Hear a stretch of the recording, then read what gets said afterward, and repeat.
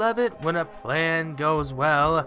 Everything running smooth and nothing ruining the plan that you spent so much time working on. Well, we all know one person that is all about planning things and isn't the biggest fan of things not going as planned, and that is Hank Hill, who plans on going to Montana to visit Peggy's mom for Thanksgiving. Well, pre-retcon and ruining of Peggy's mom version of Peggy's mom, that is, and the holiday havoc that this episode brings. From being trapped in the airport to Dale desperate for a smoke, that he would resort to going out in a storm, only to be trapped outside.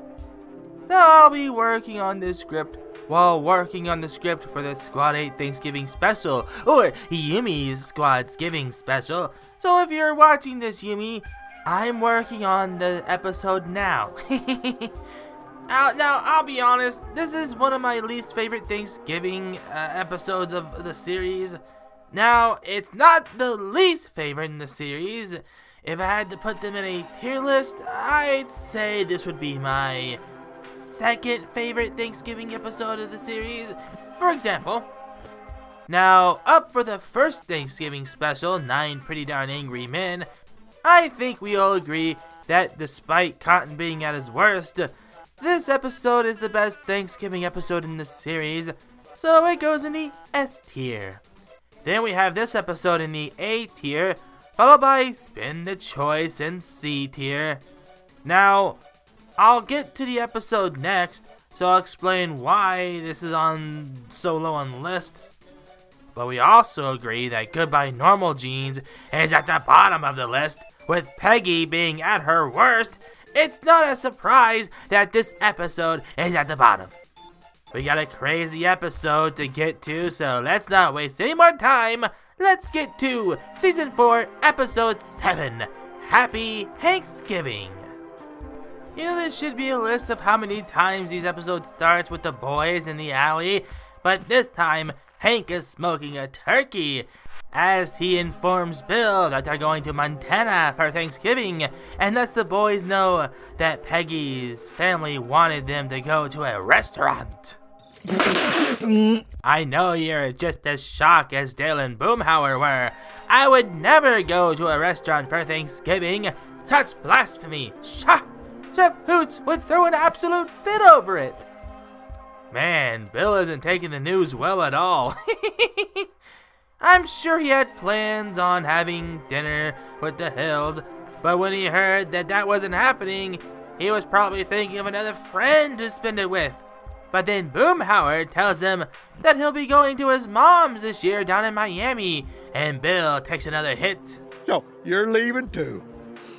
I hate Thanksgiving. It's no secret that Bill hates the holidays. Pretty Dresses is a great example, but Christmas is an understanding reason since Lenore left in Christmas Eve 1991, so I get why Bill doesn't want to be alone during the holidays. Then we know the state he is during that time.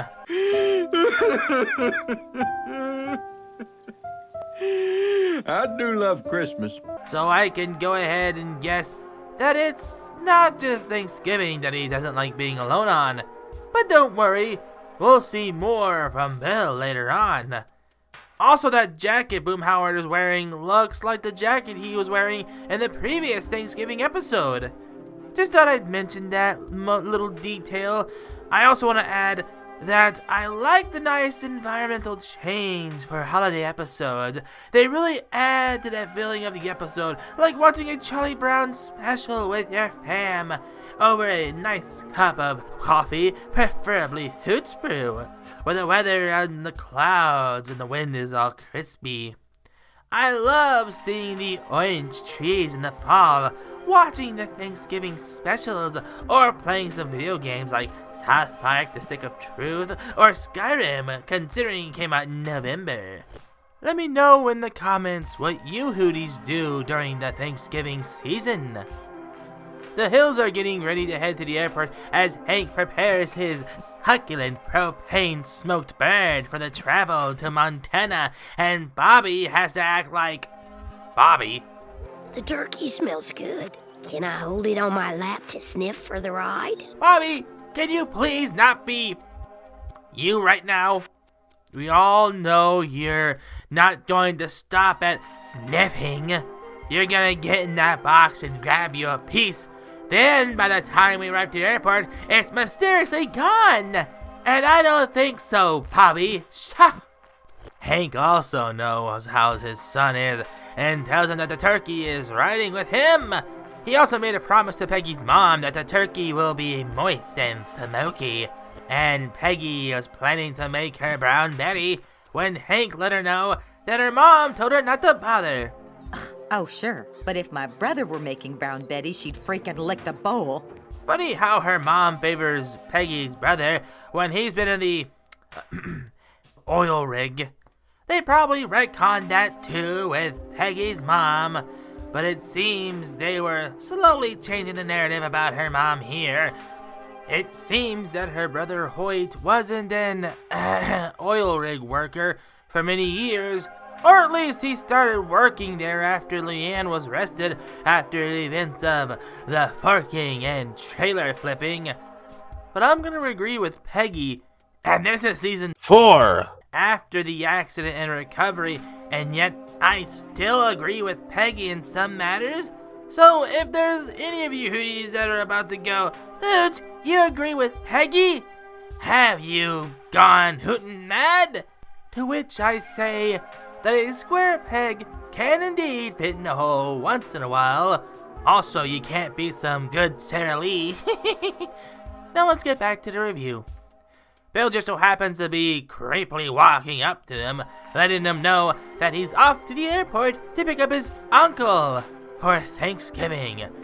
You mean the uncle that was taken by the swamp fever?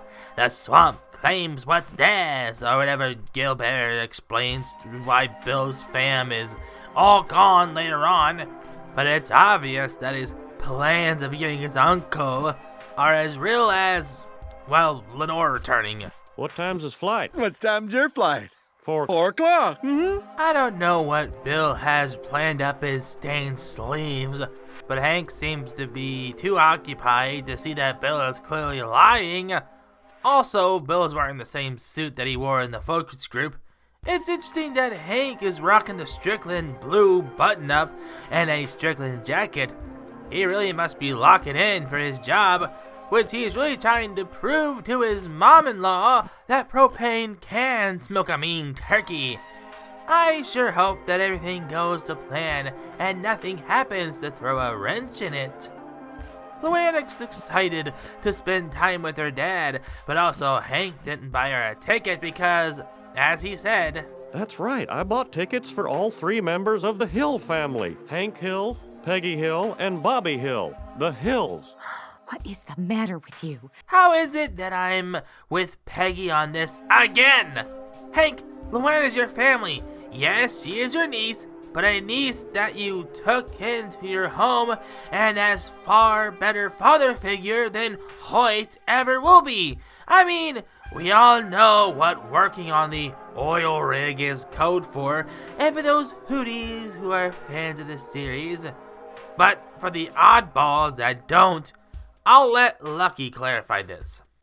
Were you in the state oil rig or the federal? Aside from another example of Lucky being a great character, despite his flaws, but also that when Hoyt gives him them death sticks and dropped that their currency was the last thing he needed to know. But most importantly, it shows that he isn't the best person, and it's best that he isn't in Luann's life. But he shows that himself later in that episode, which is Season 12, Episode 22, Life, a Loser's Manual. The point of this little hoot rant is, Hank, Luann is just as much your daughter as she is Peggy's niece. So I can't believe that I'm on Peggy's side when she tells Hank to buy a ticket for Luann at the airport. But Peggy does say something that she thinks she only knows. Because the day before Thanksgiving is, in my opinion, one of the busiest travel days of the year. Oh, you don't say, Peggy. the day before Thanksgiving is going to be a very busy day for traveling in the year? Now, how did you get such insider information about a holiday where families tend to want to get together and have been known to travel great distances to meet at one place? And as a result, there's a significant amount of travel being done? What's next? Christmas is also a busy time for travel? Thank goodness! I was worried I was gonna be on Peggy's side for the entire episode. I mean, Peggy can't be the voice of reason for the whole episode, right? The Hills slowly make it to the airport as they bid Bill adieu, as he's off to get his uncle, Stu. You said Stan. Okay, Hank, you win. Stan it is. Bill, just tell them you don't have an uncle and admit you don't want to be alone for Thanksgiving. But I'm sure this will be the last time we see William Fontaine de la Tour d'Autrive, and won't come back sooner than expected. But right now, let's move on to the Hills as they experience everyone's favorite of airplane travel, airport security, as they ask Hank if his luggage was in his sight, and Hank had to be Hank and caused them to search all his luggage, then for him to take out the propane tank.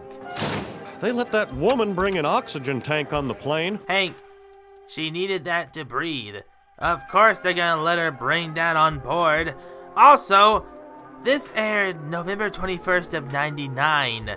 If you think the security is bad then, whew, just wait for future events. But that's not that bad, Hank.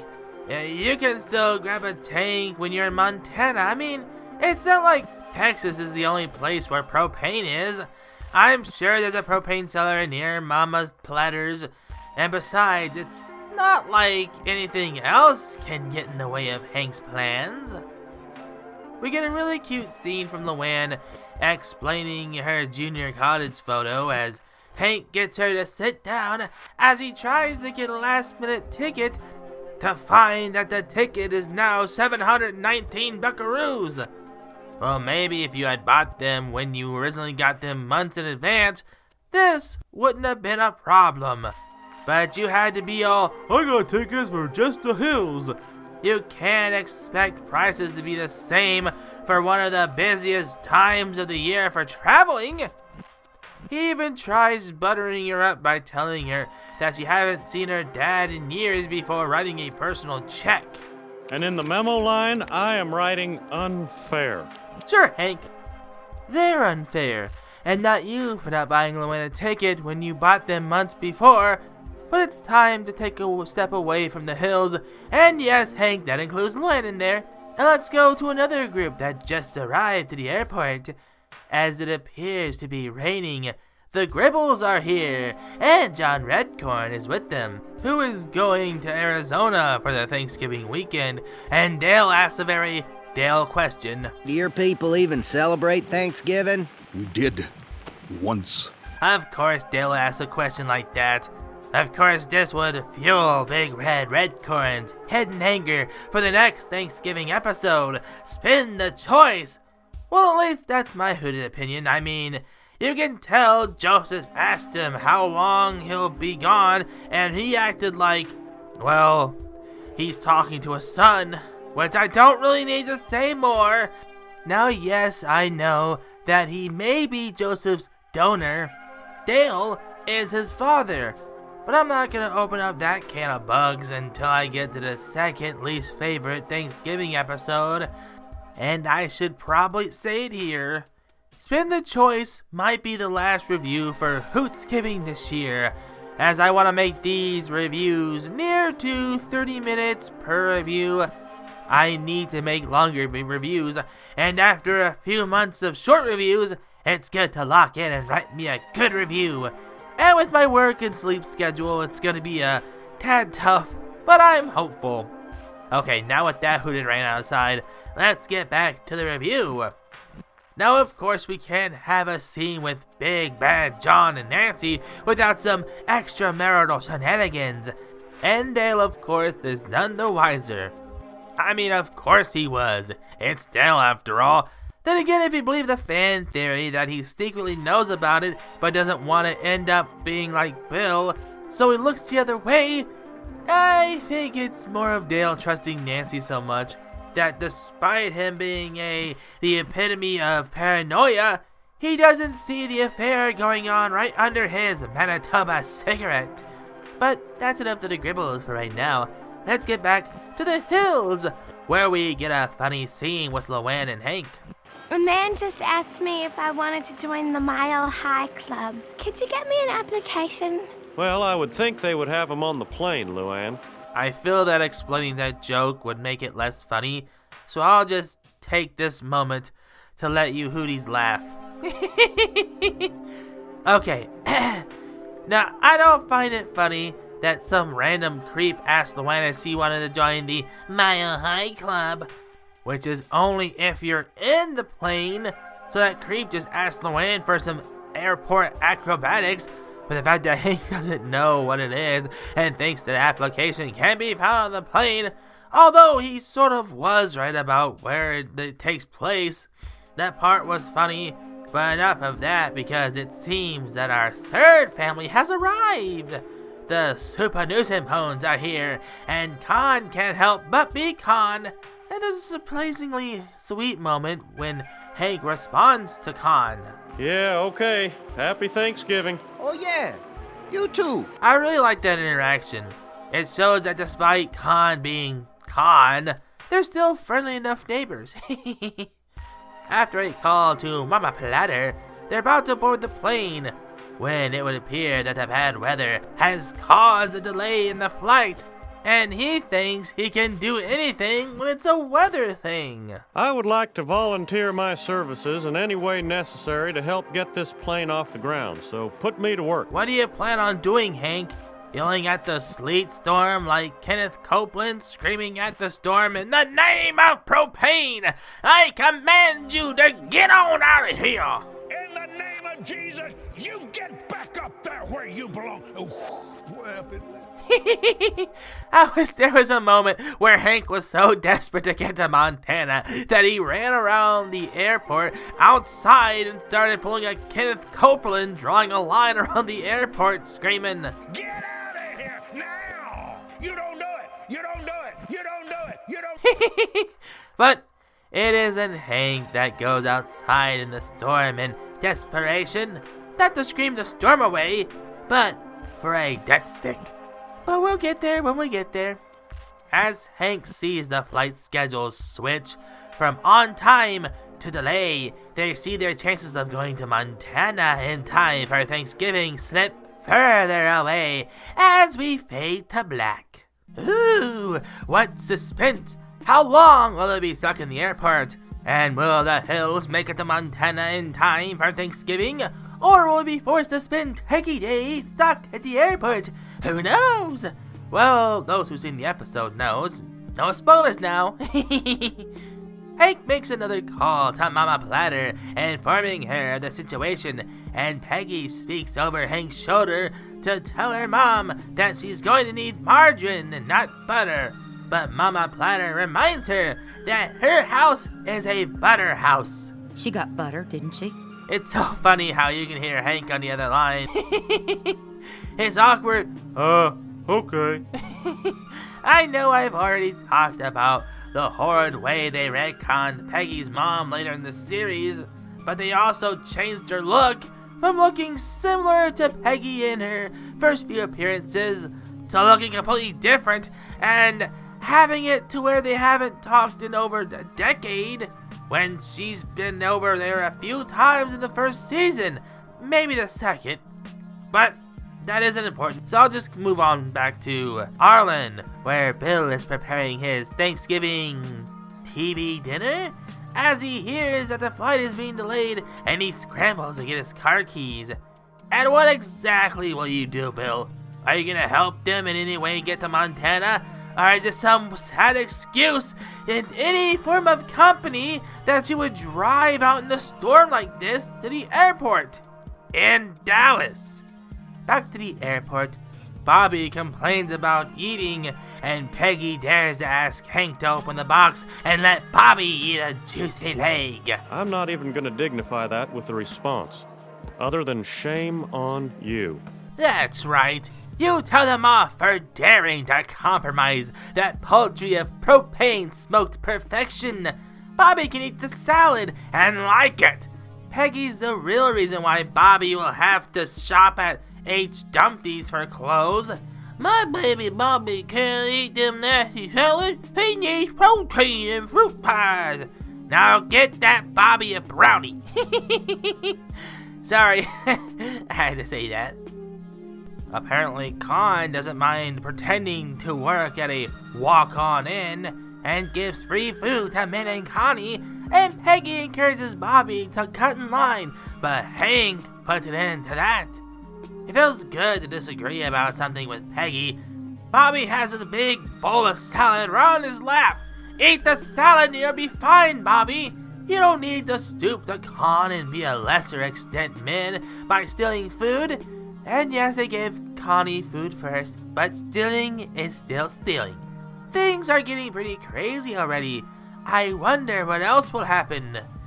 The poor airline worker informs the rude passengers that they'll begin to de-ice the planes momentarily, but Peggy overheard someone saying that they overheard the pilot say that they won't be able to defrost their planes, but another flight will, and they will honor all tickets in Gate 58, but Hank considers it gossip. And how does Peggy react to this? Does she act like a rational person like Hank and doesn't go running at the first rumor and stays put until their plane is able to take off? Bobby, chock full of chips just opened a second register. Oh, God. Hank! Hank! Bobby got away! What? Get him! Go get him! Wow. For all the underhanded things Peggy has done, this is still pretty far down on the list. I mean, it is Peggy we're talking about, but this is just ridiculous.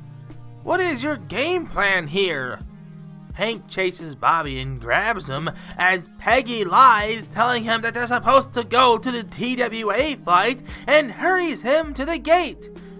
Because this plan is so well thought out, Peggy, but just what do you plan on doing when something happens like they don't honor your tickets or, I don't know, the flight not even going to Montana at all? Nah, you just run off on the slightest rumor and lie to Hank without knowing anything, but there's a flight. I need something wholesome and funny to calm me down. How about Dale giving Joseph some aluminum quarter-shaped slugs to go have fun at the arcade while he sneaks in the Admiral's room, not sure how he pulled that one off, and tries to have a smoke. I'm sorry, Admiral. There's no smoking in the terminal building. You're not sorry, and I'm not an admiral. Okay, I knew that. Okay, I'm ready to get back to Hank and Peggy. And would you know it? They don't fly to Montana, and Hank is getting worked up because of Peggy's lie, and they have to walk back to where they were.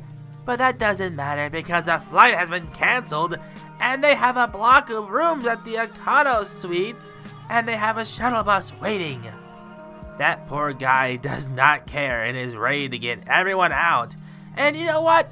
I don't blame him. He was bombarded since the flight became delayed from people that didn't comprehend that screeching at him wasn't going to solve anything. And as bad as the situation Hank is in, I can't defend Hank for being rude to him too. But let's see how smooth getting to the shuttle bus goes. Of course, Peggy can't just keep quiet and has to make things worse by saying that there won't be enough room on the bus and tells him that there won't be another bus coming. Boomhauer walks off with two stewardesses to their hotel room. Lucky. Also, dang Boom, do your thing. But that's not important. How are the Hills going to get a room for the night? If Peggy hadn't, of course, sent them across the airport, they would have been on time for the shuttle bus. But Peggy, once again, faces no consequences for her stupid plan, and everyone suffers for it. Bill comes in clutch, then slips, and they all pile into his car to get to the airport in time to get a room when... Bill, keep your eyes on the road. No, don't worry, Peggy. Well, I can't say I'm surprised that happened. I mean, you can imagine something went right? I know, right? What a crazy idea. The Hills are forced to walk on foot in the rain to find the Econo Suites are full. Strike 2.5.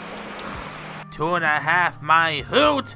That's a full 3, as in, you're out! Make her walk back to her own, or walk behind you guys, or whatever!